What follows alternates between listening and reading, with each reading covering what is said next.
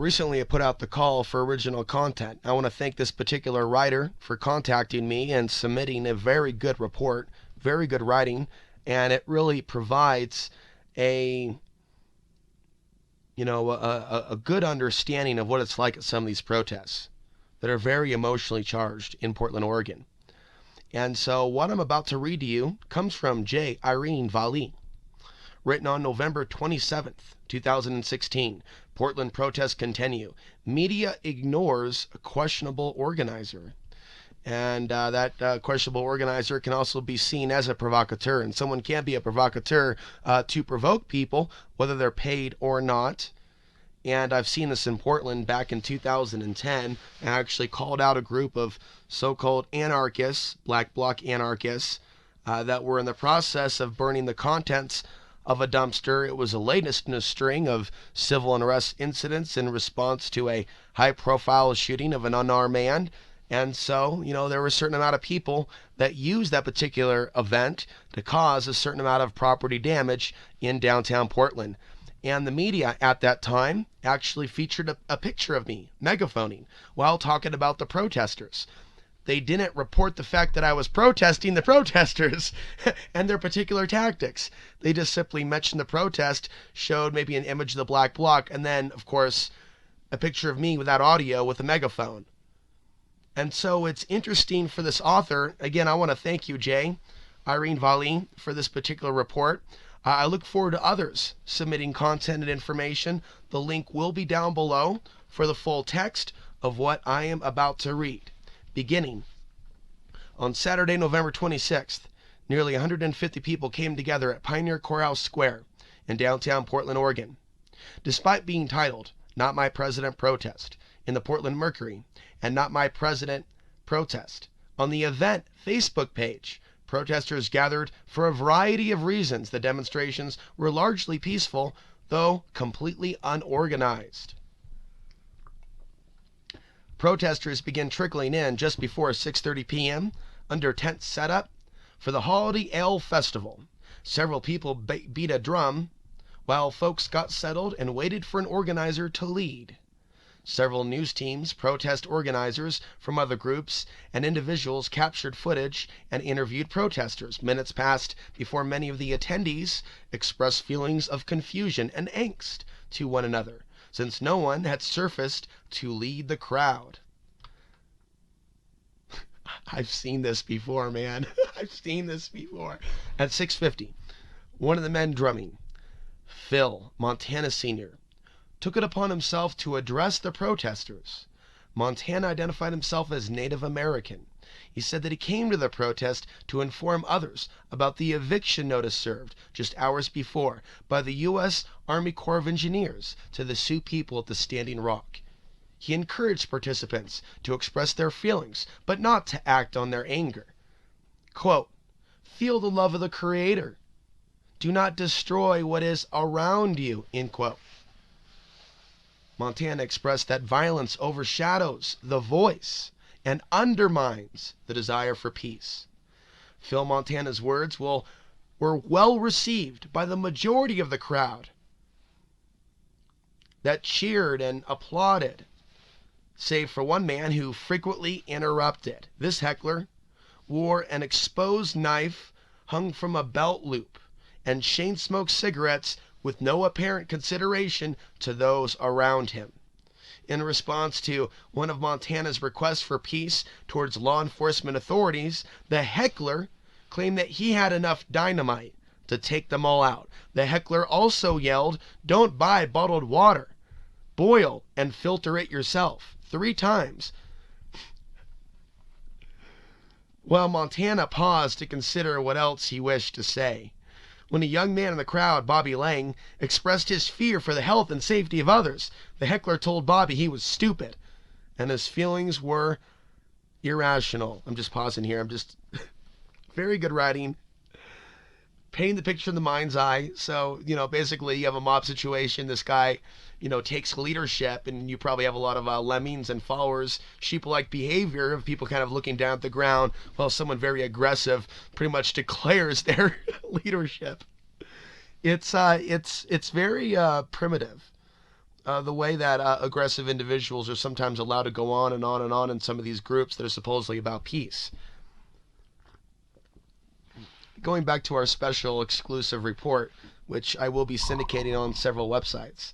Lang, 26, went to the protest for his own reasons, stating, quote, "What I do is try to be of some use to someone else, because I don't know how to be of use to myself right now.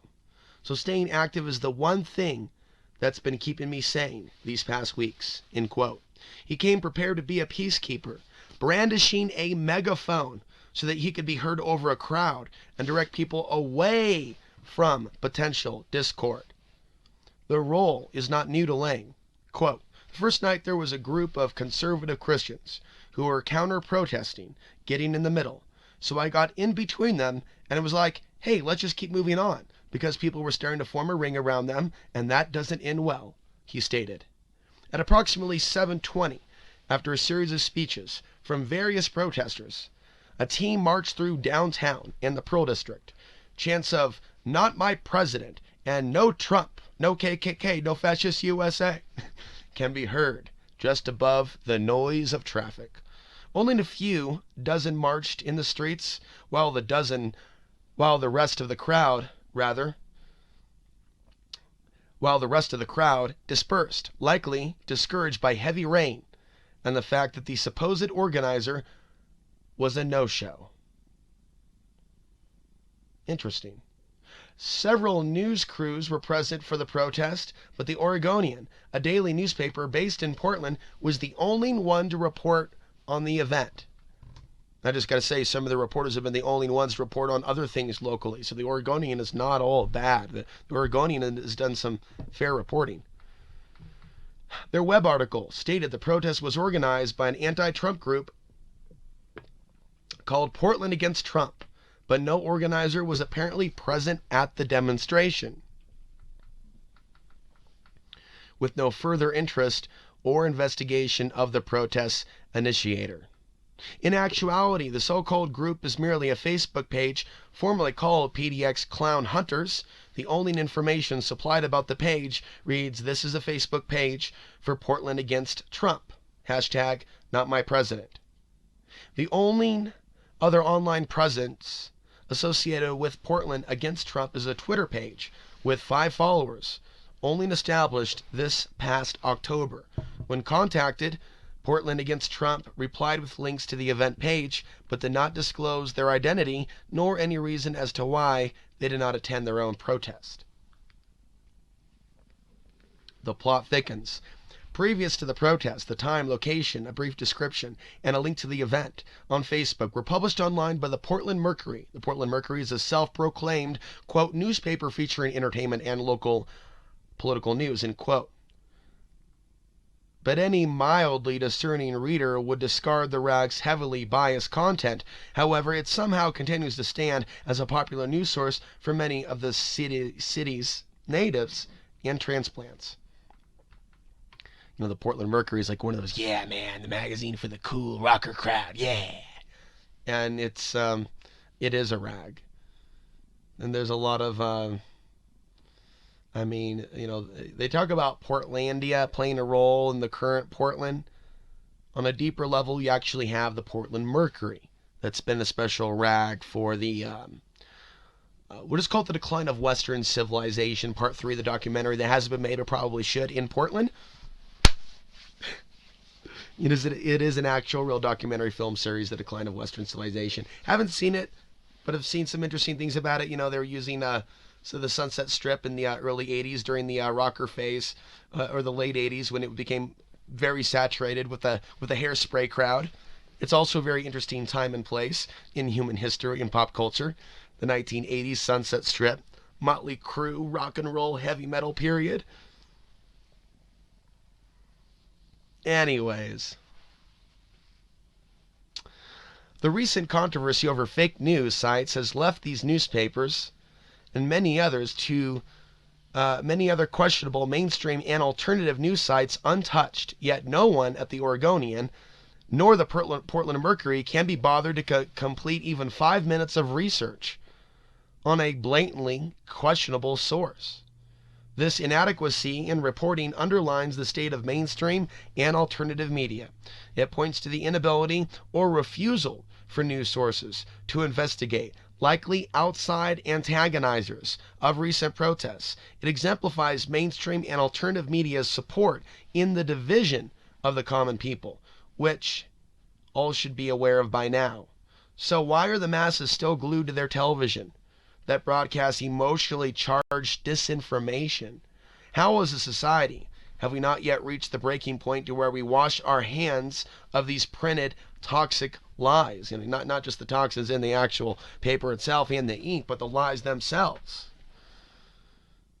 It is high past the time that we take back the idea of what is news, what is meaningful, and what is truthful.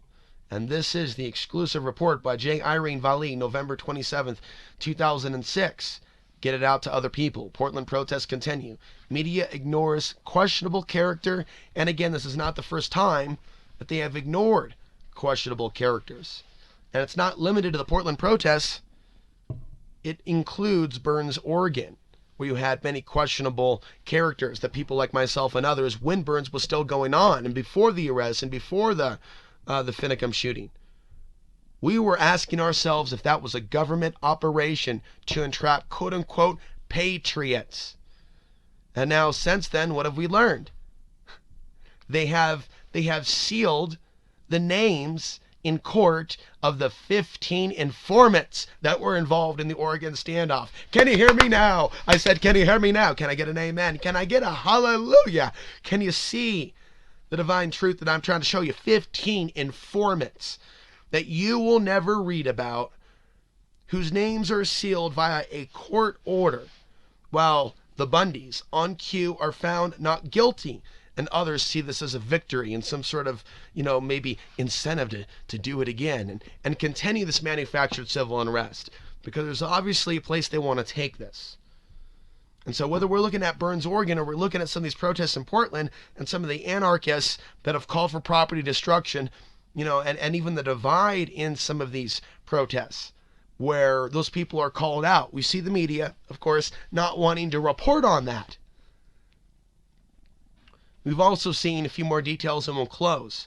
Other high-level, high-profile, very famous police versus the people incidents. We look back at, 2010? There was a major protest in the UK. There was a fairly aggressive individual that was throwing things at police, throwing sticks at police, and he was right in the police officer's face. And at one point they could have arrested him, and he was literally pushed back into the crowd, or pulled back into the crowd. And it kept going back and forth and back and forth and back and forth. And we've seen other protests, say in Canada, to where, one older man confronted some potential agent provocateurs that were holding bricks and calling for violence against police. And he cornered them next to the police to where basically he forced them to arrest him. And when the man was taken down to the ground and people took pictures, they saw that they were wearing the same boots. That the man being arrested, the suspected provocateur, was wearing the same boots as the police officer, the riot cops themselves. Which, and this is, I believe, Ontario, Canada, that is incredibly sloppy.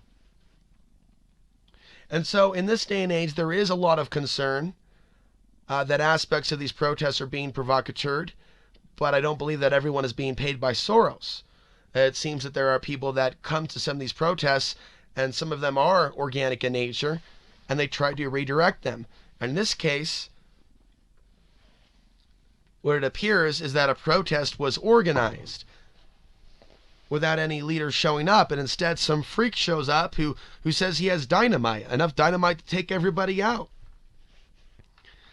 And so, this is a very good report that is shining a light on what's happening in Portland, Oregon today.